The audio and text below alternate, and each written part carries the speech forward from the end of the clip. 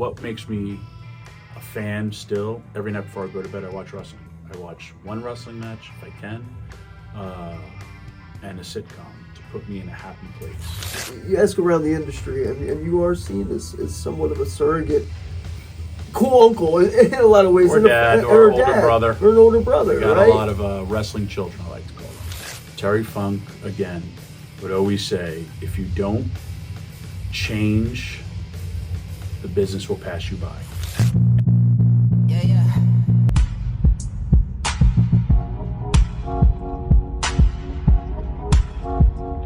I love my city, yes, about me, and I bet they know me. I love my city, yes, about me, and I bet they know me. I love my city, yes, about me, and I bet they know me.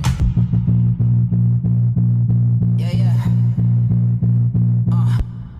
Welcome everybody to LiMPiN AiNT EAST, the only show of its kind where the superstars of professional wrestling, past, present, and future, come to share their real life stories of adversity, obstacles that they've overcome on their way to the big time, where stories of adversity and obstacles will be manufactured for their characters to overcome, all in the name of entertainment for you, the audience. As for me, well, I am your handy captivating host with the most valid point about the ending to the controversial ending to WrestleMania 41's main event between Cody Rhodes and John Cena. Now, the internet wrestling community is up in arms, saying that this ending to the WrestleMania 41 main event was the most disappointing in WrestleMania history because The Rock, he did not show up and he did not cause the finish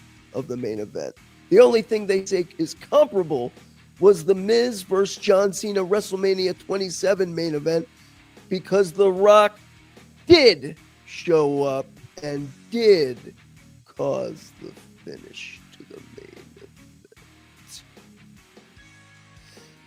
Regardless, my name is Timmy Baltimore. Hey, I want to thank you guys who have already hopped on the short bus by clicking like, and commenting on our content, engaging with our social media, subscribing to this channel. Hey, what are you waiting for if you haven't done so already? Please, it's the click of a button. We got great content. We got great shows. I'm a great guy. Just look at my references. Who am I? Well, I'm Timmy Baltimore. And hey, our show today, it's going to be short. It's going to be sweet. Why? Well, simple. I feel like the entire wrestling community has just this week woken up on some strange floor in some strange house with some strange dog they've never seen licking their face, sat up off the carpet, peeled our faces off the carpet, Dorito crumbs stuck to our face. We got a splitting headache.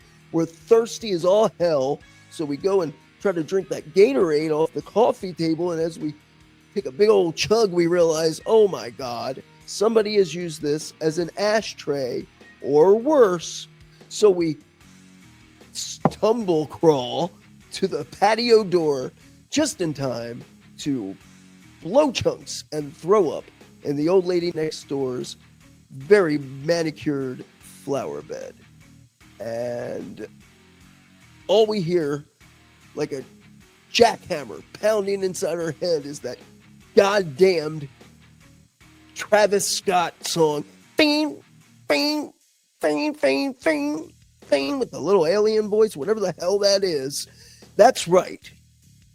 We all have the WrestleMania hangover, and it is real. So, because of that, I figured we'd keep today's episode short, sweet, and extremely brief. Because our guest today, he is the heartbeat or the beating heart. Can he be both? Of the renegade promotion that became a movement based out of Philadelphia, Pennsylvania. I, of course, am talking about ECW, Extreme Championship Wrestling.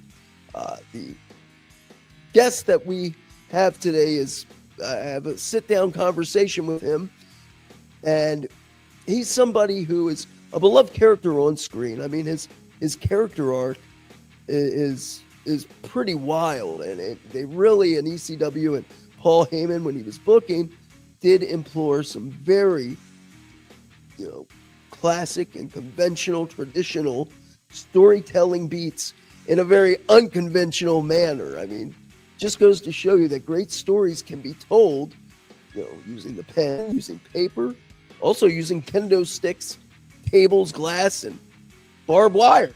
It just, it all depends. Beauty's in the eye of the beholder, you know what I mean? But this guest of ours, he's definitely had some of the most memorable moments for that rabid Philadelphia fan base. But he wasn't initially beloved, he came in as this doe-eyed, ooey gooey, gee shucks, golly gee baby face with suspenders, and he was like chum in the off the Gold Coast. He was food for the sharks in that bloodthirsty Philadelphia fan base, but they needed him to get his hands dirty. They needed to get him a little calluses on his hands, some dirt under his fingernails.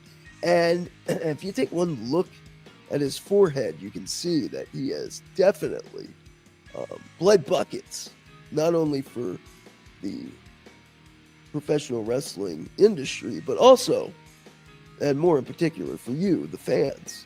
The only thing that is comparable to his passion for the art and enterprise of professional wrestling is his passion for helping young, worthy, hungry talent see their dreams and goals come true in the business. He's been on the management side of WWE and talent relations, TNA Wrestling, TNA Impact Wrestling as well. And he should be, because he is a beacon of guidance and honesty and a mentor to so many. He was the first guy in WWE management that gave me a call from the office, and that blew my mind because I had sent him a tape. It was some crappy manager pitch, and I had to record it with 2 VCRs and cut it together. And he called me and said it was great and to keep going.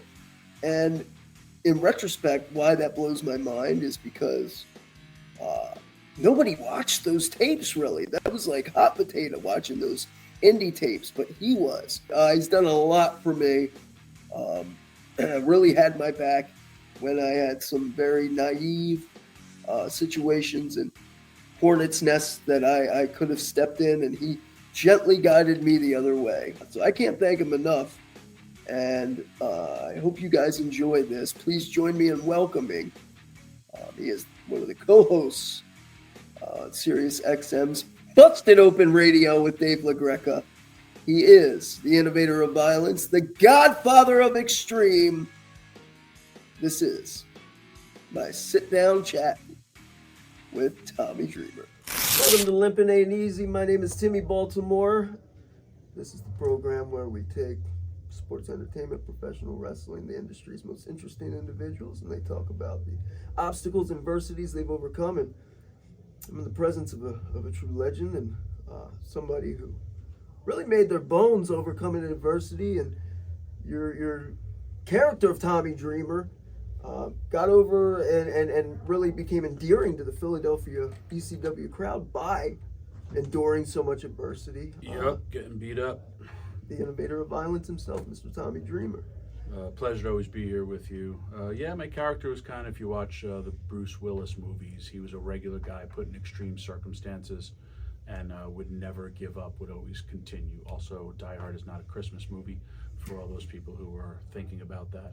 And that was kind of my thing. Like, you kill all the bad guys and then all of a sudden you got to run through glass without shoes on. You're like, got to do this. And that's kind of what my character kind of was, and very, very blessed to still be wrestling and still getting my ass kicked.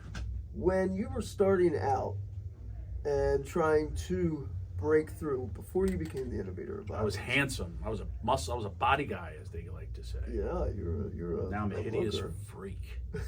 So, what were some of the initial struggles you faced in your real life in trying to break into the business before becoming successful? It's cool to be a wrestling fan now, but again, when I was a kid, it wasn't cool. I always had a weight issue, both sides of it. A lot of people don't realize I was really skinny at one point. I remember like wanting to be a wrestler and like weight gainer wasn't a thing, and like crying because you can't gain enough weight. But then I also was heavy. I'm still heavy, but I was heavy. And you get bullied, oh, wrestling is fake, blah, blah, blah. So you have to overcome a lot of this. You know, kids are mean. It's harder today, and I empathize, is that the word, for people, even like wrestlers. We all could talk about or see stuff on social media about like the beauty of your match or whatever, but we'll only just remember the negative comments. Right. And it's constant. Like kids in school, for you or for me, you could go home and you have a refuge, but now with social media, they could still come at you. So I mean, that's hard. But for me, yeah, I mean, I was bullied for loving wrestling. I was, bullied for my weight, and you have to put that all aside, block out all obstacles. Since I've been 10 years old, I literally went to Florida, the American Dream, Dusty Rhodes. I saw him wrestle. In the car, I told my dad, that's what I have to do. I had 2 loving parents that were my support system. We all need a support system behind us. And if you ever feel like you don't have one, you always reach out to somebody, because somebody cares. Trust me, even when you feel like they don't, they do. Do you remember that moment that you fell in love with the industry? You said Dusty Rhodes in Florida? Dusty Rhodes. It was a house show. It was Dusty Rhodes and Bugsy McGraw versus Ivan Koloff and Dick Murdoch. Actually, a fan on Twitter sent me the program that I was at, again, with my father. And so it was just like, it takes you back to a time you have no responsibility, you have no mortgage, you don't got to worry about like anything. It's just your life. For me at that time was Little League and pro wrestling, right? And it's an amazing, amazing time.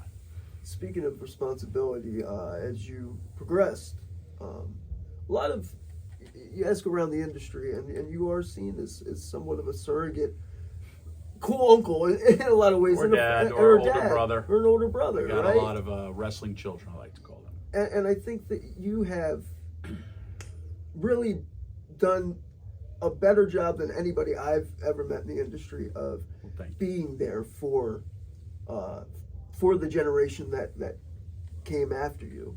Can you talk a little bit about like what that means to you, that responsibility? It means the world to me.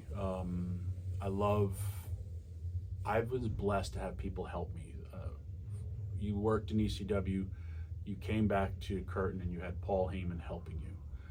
Then for me personally, I had Mick Foley going out of his way to help me, Terry Funk helping me, asking questions like, why did you do this? Why didn't you do this? So, I mean, that was kind of how I always was trained. And ECW, you were bound around a little bit behind, and it was just like a team effort. For me, I want everyone to make it. I want everyone to make more money, do stuff that, this is everybody's dream, and just want to give it back. And yes, super duper proud. The more people I see that go in the Hall of Fame, I was like, yeah, I believed in them because somebody believed in me. When I didn't believe in me, that person was Paul Heyman, that person was Mick Foley, that person was Terry Funk. And they all, in wrestling, were the people that helped me out. And my trainer too, Johnny Rods. But Johnny would teach you the fundamentals, but then you had to go out there and learn the rest. And Johnny was awesome for me, an amazing trainer, amazing teacher. And two, not back then it was different. People would try to hurt you or get you out of the business, try to break you down, all that horse shit, as opposed to lifting you up, building you up so you can follow your dream. As you got onto the stage with WWE and then progressed into management, what were some of the struggles that you faced there? Because it doesn't end once you get that's where the real work begins, right? Once you get to the dance. I didn't want the job. That was my biggest struggle. I still wanted to be in wrestling.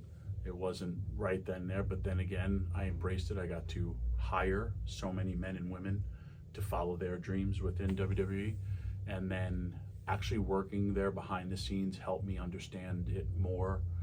And there isn't this big divide. It was always office versus wrestlers, and it's not really the case. And there's a reason for a lot of the decisions, right?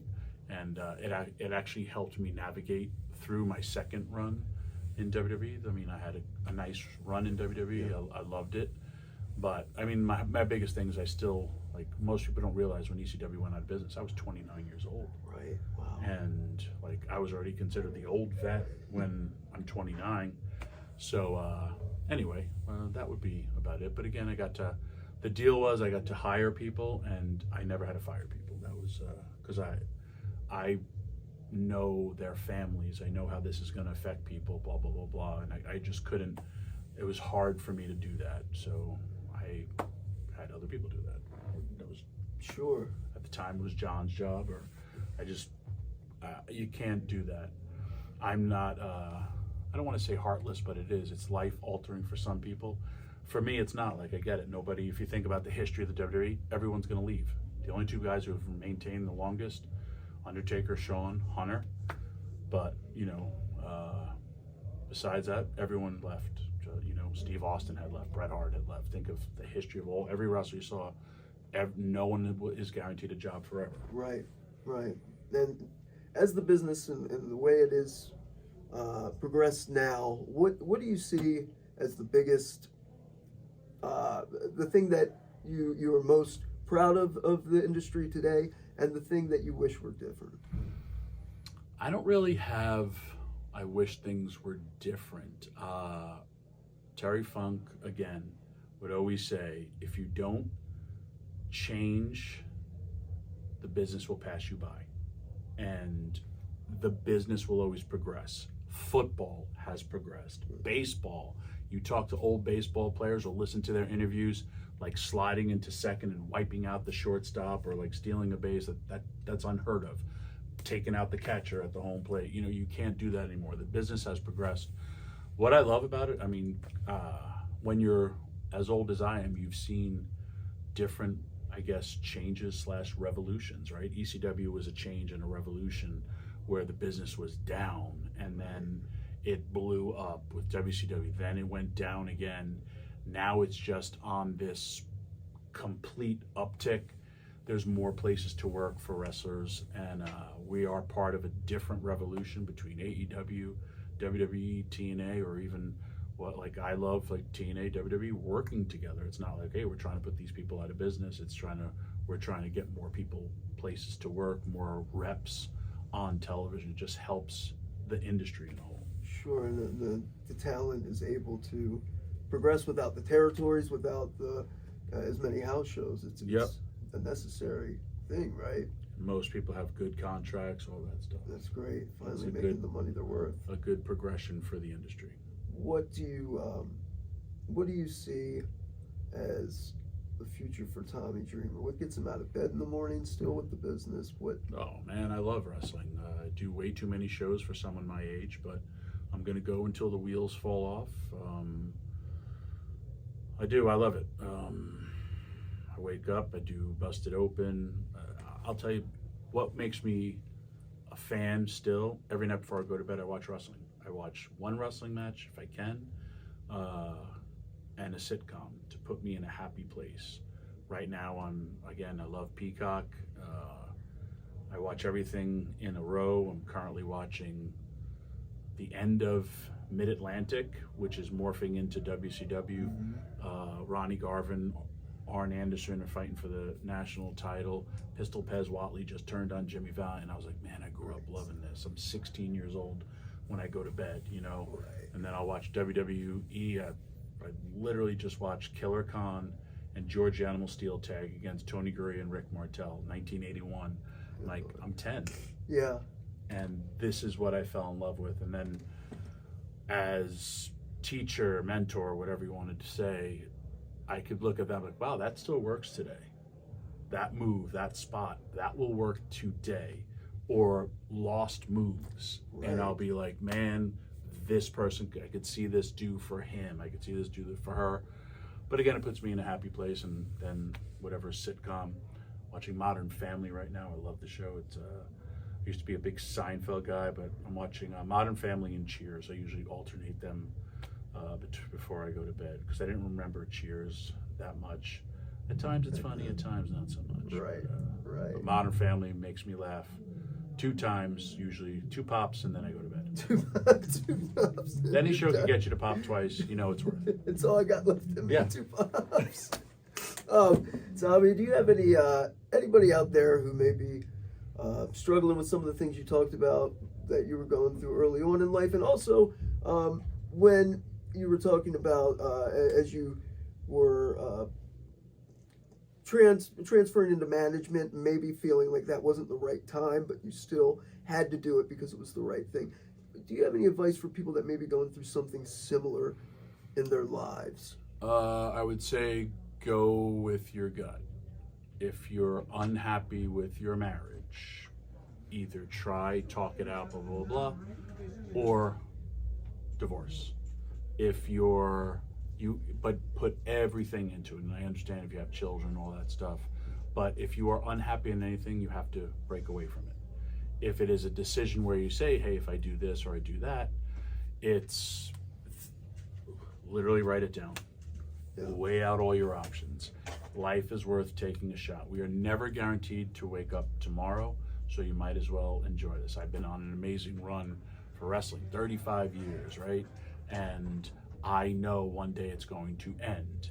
And okay, I've already prepared for it to end, so everything else is just extra. But if you're going through that, like I said, reach out to somebody, talk to somebody, as well as we all have people in our lives that will tell us the truth. And go to those people that you trust. You trust your gut, trust your instincts. And I would be like, that's the best advice I could give, not knowing anybody's situation, but just talking about my own or somebody like that. Tommy, I want to thank you so much. I love you, buddy. I love you too, man. You'd be hard pressed to find anybody who has left the business better than they found it, more so than the Godfather of Extreme and Innovator of Violence. My guy. Tommy Dreamer. Thanks for joining us.